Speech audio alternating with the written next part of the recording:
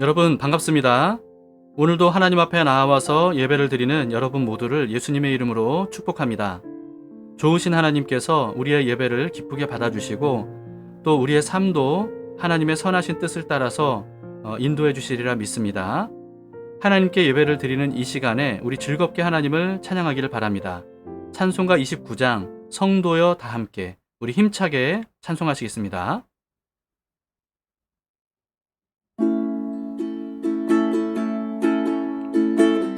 성도여 다 함께 할렐루야 아멘. 주 찬양하여라 할렐루야 아멘. 주 보좌 앞에서 택하신 은혜를 다 찬송하여라 할렐루야 아멘. 만문을 열어라 할렐루야 아멘. 온 하늘 울려라 할렐루야 아멘. 인도자 되시며 친구가 되신 주 그 사랑 끝없다 할렐루야 아멘. 주 찬양하여라 할렐루야 아멘. 찬양은 끝없다 할렐루야 아멘. 거룩한 집에서 준총 기리며 늘 찬송 부르자 할렐루야 아멘 할렐루야 아멘.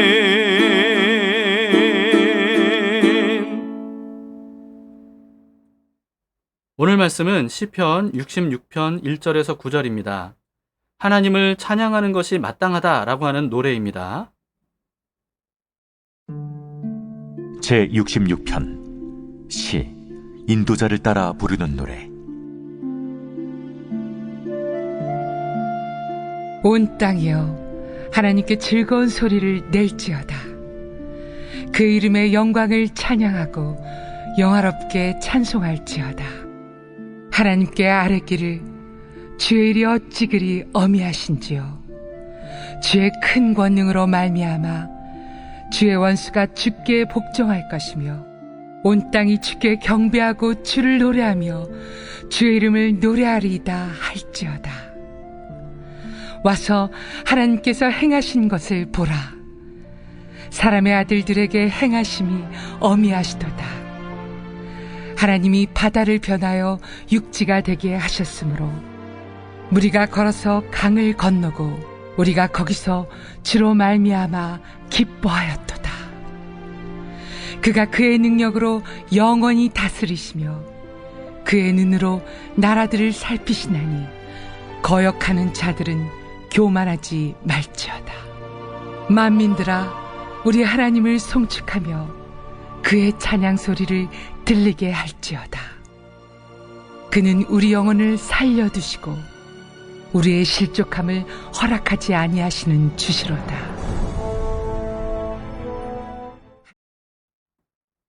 오늘 시에는 인도자를 따라 부르는 노래라고 하는 표제가 붙어 있죠. 요즘처럼 성가대 지휘자의 지휘에 맞춰서 노래를 부르는 건지 아니면 찬양 인도자와 찬양팀의 연주와 노래에 맞춰서 노래를 부르는 건지 아니면 인도자가 먼저 한 소절을 선창하면 군중들이 똑같이 한 소절씩 따라 부르는 그런 형식인지는 잘 알 수가 없습니다.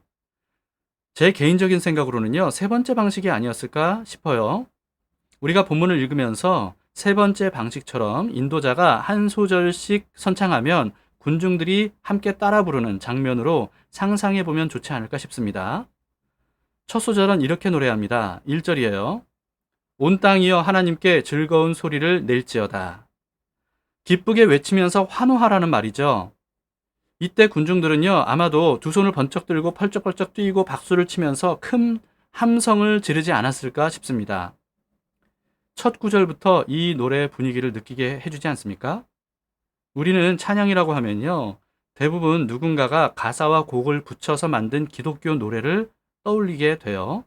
그러나 사실 찬양은 창작된 노래라기보다는 환호, 함성, 탄성에 더 가깝습니다. 그래서 1절에서도 즐거운 함성을 지르라고 한 거죠. 그렇다고 무조건 소리만 지른다고 찬양인 건 아니에요. 하나님에 대해서, 그리고 하나님께서 행하신 일들에 대해서 함성을 지르는 것, 이게 바로 찬양이죠. 지금은 비록 코로나 때문에 한자리에 모여서 하나님께 함성을 지르지는 못하지만요, 빨리 그날이 와서 다 함께 하나님께 즐거운 함성의 찬양을 드리기를 바랍니다. 2절을 봅시다. 그의 이름의 영광을 찬양하고 영화롭게 찬송할지어다. 서술어가 명령형인 것으로 봐서 이 노래 자체가 외치듯이 부르는 형식이었던 것 같아요. 그의 이름의 영광을 찬양하고 영화롭게 찬송하라는 것은요, 찬양으로 영화롭게 하려는 대상이 누구인지를 명확히 하라는 의미가 내포되어 있는 말입니다. 여러분, 우리는 누구에게 찬양하고 예배드리고 있습니까? 우리가 찬양하는 이름은요, 바알도 아니고 제우스도 아니죠. 몰렉도 아니고요. 오시리스도 아닙니다. 우리가 찬양하고 예배드리는 분의 이름은 오직 여호와시죠. 우리의 찬양은 오직 여호와 하나님의 이름을 높이고 영화롭게 하는 것이어야 됩니다. 한번 생각해 보세요. 한국과 일본의 야구 경기가 펼쳐지는 경기장에서 한국팀을 응원하는 관객석에 있는 사람이 일본 선수의 이름을 부르면서 박수를 치고 환호하는 것. 여러분, 이건 누가 봐도 잘못된 거 아닙니까? 그런데 출애굽한 이스라엘 백성들이 시내산 아래에서 그런 비슷한 잘못을 저질렀던 거예요. 금을 모아서 이집트의 송아지 신인 아피스 신상을 만들어 놓고는요, 자기들을 이집트에서 구원해낸 신이라고 하면서 그 앞에 제사를 드리고 찬양을 했습니다. 자기들을 구원한 신이 누군지, 또 그 이름이 뭔지, 누구에게 찬양해야 되는지, 여러분, 이걸 몰랐던 거예요. 그냥 아무에게나 경배와 찬양을 드렸던 겁니다. 여러분, 오늘날 우리가 이런 실수를 저질러서는 안 되죠. 흔히 예배를 드릴 때요, 여호와 하나님의 이름을 영화롭게 하는 게 아니고 노래를 잘 부르는 찬양 인도자, 또는 멋있는 드럼 연주자, 또는 설교를 정말 잘하는 목사에게 집중하고 그 사람들을 높이는 잘못을 범할 때가 있지 않습니까? 우리는 그래서 누구에게 예배를 드리는 거고 또 누구를 높여야 되는가 라고 하는 것을 잊지 말아야 됩니다. 이걸 망각하면 눈에 보이는 사람에게 우리의 마음이 향하게 돼요. 그렇기 때문에 여호와 하나님의 이름을 부르고 우리의 온 마음과 시선이 오직 여호와 하나님께로 향하도록 하는 것이 찬양과 예배의 기본이 돼야 됩니다. 그 다음 3절 4절을 보세요. 여호와께 아뢰기를 주의 일이 어찌 그리 어미하신지요. 주의 큰 권능으로 말미암아 주의 원수가 주께 복종할 것이며 온 땅이 주께 경배하고 주를 노래하며 주의 이름을 노래하리이다 할지어다. 여호와 하나님을 찬양하려면 하나님을 찬양하는 이유가 분명해야 됩니다. 하나님을 왜 찬양해야 되는지를 모르면 사실 찬양을 할 수가 없는 거죠. 도쿄올림픽이 얼마 전에 끝났죠. 2024년에는 프랑스 파리에서 올림픽이 개최가 되는데요. 이번 도쿄올림픽이 폐막하면서 2024년 파리올림픽 조직위원회가 도쿄올림픽을 빛낸 11명의 금메달 리스트를 선정해서 포스터 한 장으로 게시를 했더라고요. 그 중앙에 케일럽 드레슬이라고 하는 미국 수영 선수가 최고의 선수로 자리 잡았습니다. 여러분, 케일럽 드레슬 선수 누군지 아십니까? 그 선수의 경기를 본 적도 없고 또 왜 최고의 선수로 뽑혔는지 이유를 모르는 사람은 케일럽 선수에 대해서 덤덤할 수밖에 없는 거죠. 그런데 케일럽 선수가 최고의 기량으로 역영을 하면서 금메달을 무려 5개나 획득을 해서 이번 대회 최다 금메달 리스트가 되는 과정을 직접 그 경기들을 지켜본 사람들은요, 가슴에서부터 우러나오는 환호와 찬사를 케일럽 선수에게 보낼 수밖에 없을 겁니다. 우리 역시 우리나라 양궁 대표팀이 총 4개의 금메달 중에서 3개의 금메달을 따내는 경기를 본 사람이라면 누구나 당연히 기쁨과 흥분된 마음으로 정말 찬사를 보내지 않습니까? 마찬가지예요. 여러분, 여호와 하나님께서 어떤 일을 하셨는지를 우리가 모르는 사람은요, 하나님에 대해서 그냥 무덤덤할 수밖에 없죠. 그러나 시인은 하나님이 무슨 일을 행하셨는지를 분명히 알았다는 거예요. 하나님은 압도적인 권능으로 원수들을 그 발 아래 굴복시키심으로써 이스라엘을 구원하셨죠. 시인은 군중들에게도 하나님께서 행하신 놀라운 일을 보라고 합니다. 5절, 6절을 보세요. 와서 하나님께서 행하신 것을 보라. 사람의 아들들에게 행하심이 어미하시도다. 하나님이 바다를 변하여 육지가 되게 하셨으므로 무리가 걸어서 강을 건너고 우리가 거기서 주로 말미암아 기뻐하였도다. 시인은 하나님께서 홍해를 가르셔서 이스라엘을 건너게 하셨고 또 당시 세계 최강이었던 이집트의 병거 부대를 한꺼번에 홍해에서 수장시켜서 멸하신 사건을 언급하고 있습니다. 거기에 더해서 범람했던 요단강을 홍해처럼 갈라주셔서 맨 땅을 건너듯이 가나안 땅으로 들어가게 하셨던 사건도 언급하고 있죠. 여러분, 홍해 사건 때를 한번 생각해 보세요. 눈앞에서 바닷물이 갈라진 거예요. 엄청난 바다의 물들이 물러가게 된 겁니다. 여러분, 그리고 뿐만 아니고 무서운 이집트 병거 부대가 눈앞에서 완전히 한꺼번에 수장되는 광경을 이들이 봤던 겁니다. 여러분, 그 놀라운 광경을 본 이스라엘 백성들의 반응이 어땠겠어요? 만약에 우리가 그걸 목격했다면 어땠겠습니까? 정말 놀라워서 말을 표현할 수 없을 것 같아요. 그리고 펄쩍펄쩍 뛰면서 환호성을 지르는 것밖에 할 수 있는 게 없겠죠. 기뻐서 서로 얼싸안고 춤추고 뛰면서 그렇게 하나님을 찬양했을 겁니다. 여러분, 그런 모습을 출애굽기 15장에 기록하고 있어요. 그때 그 현장에서 직접 그 놀라운 일을 경험한 사람들 중에 여러분, 차분하고 덤덤한 사람이 있었을까요? 있었다면 그 사람이 비정상이죠. 그들은 하나님께서 엄청난 일을 행하시는 것을 직접 보았기 때문에 하나님께 환호하고 함성을 지르면서 찬양하지 않을 수가 없었을 겁니다. 이스라엘의 후손들은요, 이스라엘을 구원하셨던 그 사건을 두고두고 회상하고 기념하면서 기쁜 찬양을 하나님께 올렸어요. 여러분, 우리는 예수님께서 우리를 구원하시기 위해서 얼마나 놀라운 일을 행하셨는지를 잘 알고 있지 않습니까? 우리를 사로잡고 있었던 모든 죄를 십자가에서 다 못 박아 없애주셨고 또 사망 권세를 깨뜨리고 부활하심으로써 우리를 영원한 죽음에서 건져주셨죠. 그로 인해서 우리는 죄인인데도 불구하고 거룩한 하나님의 자녀가 됐고요. 또 영원한 하나님의 상속자가 됐습니다. 이 놀라운 구원의 은혜야말로 우리가 평생이 아니라 영원히 찬양할 제목 아닙니까? 그 은혜가 얼마나 놀라운 일인지를 모르면 하나님을 찬양할 수가 없겠죠. 여러분, 그 밖에도요, 육안으로 볼 수는 없어도 하나님은 지금도 날마다 우리를 섬세하지만 강한 능력으로 지켜주시고 인도해 주십니다. 그 사실을 영안을 떠서 보고 깨달아서 하나님께 경의를 표하고 감사와 찬양을 아낌없이 드리는 우리 모두가 될 수 있기를 바랍니다. 이처럼 하나님께서 얼마나 놀라운 일들을 행하셨고 지금도 우리를 위해서 행하고 계신지를 아는 만큼 하나님으로 인해서 우리가 기뻐하고 감사하고 찬양할 수 있게 되는 겁니다. 그래서 시인은 하나님께서 행하신 것을 보라, 이렇게 외치는 거죠. 7절을 보시겠습니다. 그가 그의 능력으로 영원히 다스리시며 그의 눈으로 나라들을 살피시나니 거역하는 자들은 교만하지 말지어다.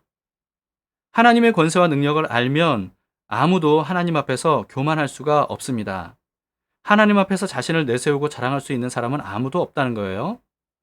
올림픽 수영 5관왕 앞에서 누군가가 자기의 수영 실력을 뽐내고 자랑했다면요, 그 사람은 곧바로 부끄러움을 당하게 될 거예요.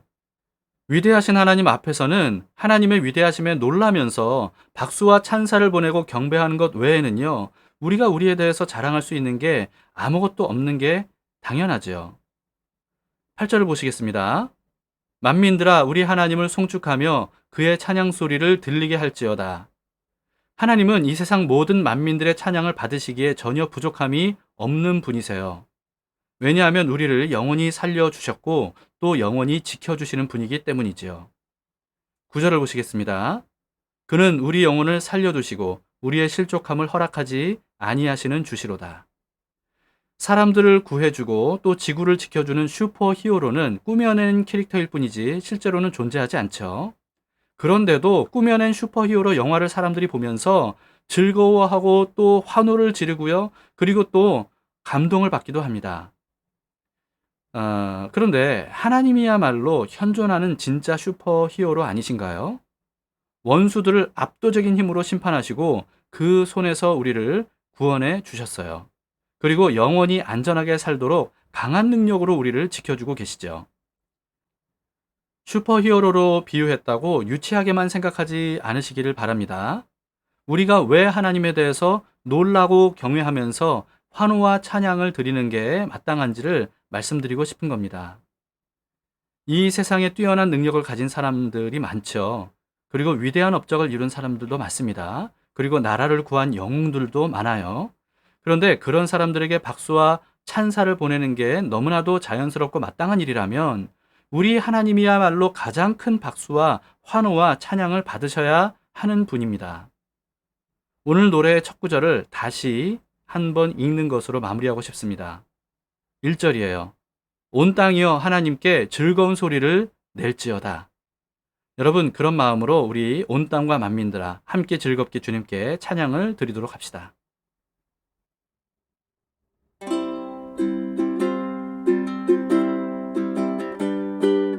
온 땅과 만민들아 주의 음성 듣고 모두 기뻐하라. 산들과 바다들도 즐겁게 춤추며 함께 손뼉 쳐라. 사랑과 정의를 주시는 주 영원한 그의 나라.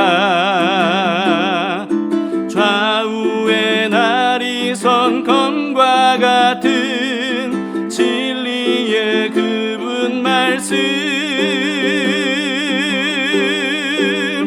승리해.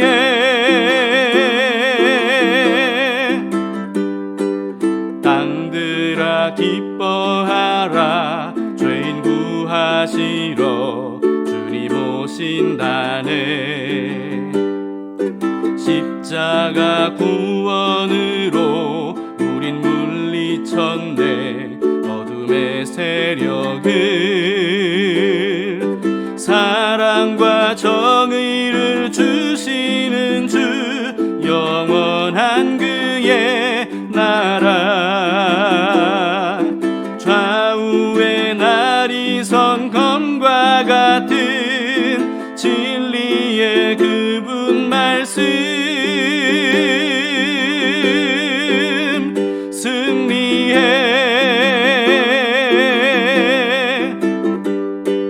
모두 다 소리 높여 주님 찬양해. 힘있게 찬양해. 외치세 온 세상에 열방과 만민을 주가 통치하네. 사랑과 정의를 주시는 주 영원한 그의 나라.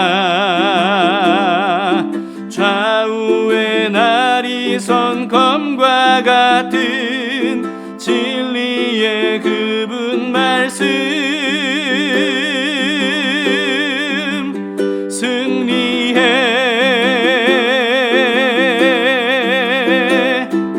사랑과 정의를 주시는 주 영원한 그의 나라.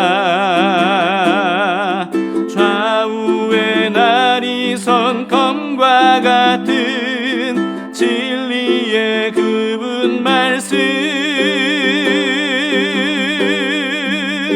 승리해.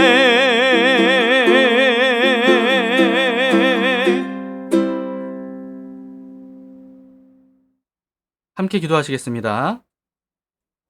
하나님 아버지, 하나님께서 우리를 구원하시고 또 구원하시기 위해서 놀라운 일들을 이루어 주신 것을 감사하며 찬양합니다. 그리고 또 우리에게 영원한 하나님 나라를 허락해 주시고 하나님 나라의 상속자로 우리를 살게 하시니 감사합니다. 영원히 우리를 지켜주겠다고 약속해 주신 것도 감사합니다. 하나님께 환호를 드리고 또 함성을 지르고 하나님께 아낌없는 찬양과 찬사를 드립니다. 주님께서 우리의 예배를 받아 주시옵소서. 우리의 찬양을 기쁘게 여겨 주시옵소서. 하나님, 이와 같은 감사와 찬양이 끊이지 않도록 하나님이 무슨 일을 하셨는지를 우리가 더 많이 알 수 있도록 도우시고, 또 지금도 하나님이 얼마나 섬세하게 또 얼마나 확실하게 우리를 지켜주고 계신지를 우리가 확실히 분명히 알 수 있도록 주님, 우리의 눈을 뜨게 하여 주시옵소서. 하나님이 어떤 분인지를 깨닫지 못하고 또 하나님이 우리를 위해서 행하신 일들이 얼마나 놀라운 일들인지를 우리가 깨닫지 못해서 하나님에 대해서 평생 동안 무덤덤하게 신앙생활하는 우리가 되기를 원치 않습니다. 하나님 아버지, 우리의 눈을 뜨게 해 주시옵소서. 하나님이 어떤 분인지를 분명히 알 수 있도록 도와주시옵소서. 그리고 우리를 위해서 행하신 일들이 얼마나 놀라운 일인지를 우리가 확실히 깨달을 수 있도록 주님 도와주시옵소서. 그로 인해서 하나님을 생각하기만 해도 우리의 마음에 떨림이 있고, 그리고 또 큰 감동과 함께 정말 감사와 기쁨이 넘쳐 흐르는 그런 신앙생활을 할 수 있도록 주님, 우리의 마음을 깨워주시기를 원합니다. 오늘도 주님을 찬양하는 하루가 되기를 원합니다. 그저 정해진 노래를 부르는 그런 찬양을 넘어서서 정말 주님을 향해서 우리 가슴속 깊은 것을 고백하고, 그리고 환호하고 탄성을 지르는 그런 찬양을 우리가 부를 수 있기를 원합니다. 주님이 만드신 만물을 보면서, 만물 속에서 하나님이 행하시는 일들을 보면서, 그리고 이 척박한 광야 같은 세상을 살면서도 하나님께서 우리를 인도하시는 그 섬세한 손길을 우리가 바라보면서 그렇게 주님을 향해서 온전한 찬양을 드리는 저희를 될 수 있도록 인도해 주시옵소서. 예수님 이름으로 기도합니다. 아멘. 네, 감사합니다. 우리 함께 두 가지 기도 제목으로 오늘도 기도하겠습니다.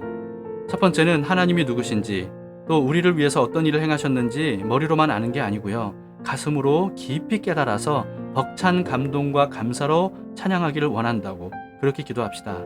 우리의 눈을 열어주셔서 날마다 우리와 함께 하시는 주님이 하시는 일들을 깨달아 알 수 있도록 해주시기를 기도하겠습니다. 그리고 두 번째는요, 비록 코로나19로 지금 재난의 시대를 우리가 살아가고 있고, 그로 인해서 예배당에서 다 함께 모이지는 못한다 할지라도 하나님의 구원과 은혜를 감사하고 기뻐하는 마음으로 드리는 예배가 되도록 온라인 예배 하나님께서 영광으로 임해 주시기를 우리 함께 다 같이 기도합시다. 여러분, 오늘도 우리가 하나님을 바라보면서 하나님을 찬양하는 하루가 되기를 바랍니다. 내일 주일인데요, 주일을 우리가 맞이할 때 가슴속에 하나님에 대한 감사와 기쁨이 충만한 상태로 예배를 드리면 좋겠어요. 여러분, 그런 예배를 드릴 수 있도록 오늘 주님을 바라보고 주님과 함께 하루를 살아가시기를 축복합니다.